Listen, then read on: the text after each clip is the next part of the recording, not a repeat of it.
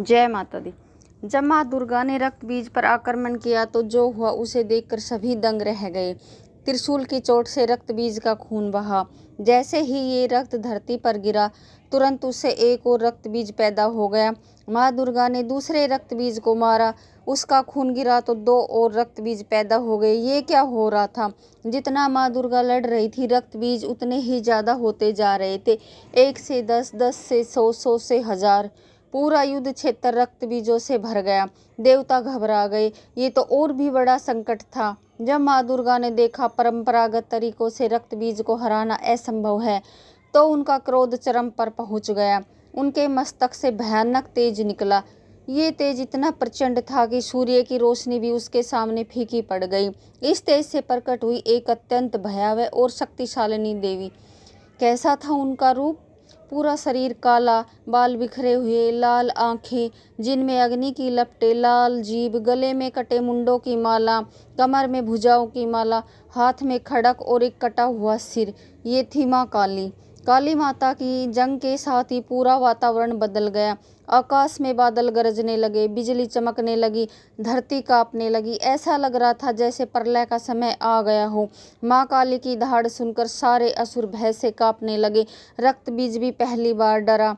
अब देखती हूँ कैसे बचता है ये रक्त बीज। माँ काली ने एक अनोखी युद्ध नीति अपनाई। वो रक्त बीज के पास गई और उसे अपनी विशाल जीभ से उठा लिया। अब जो हुआ वो देखने लायक था। माँ काली ने रक्त बीज को अपने मुंह में दबाया और उसका सारा रक्त पी लिया।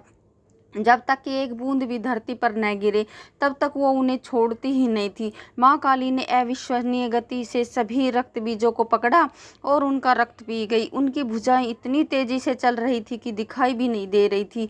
ये दृश्य इतना भयानक था कि देवता भी डर गए। माँ काली का रूप और भी विकराल हो गया था।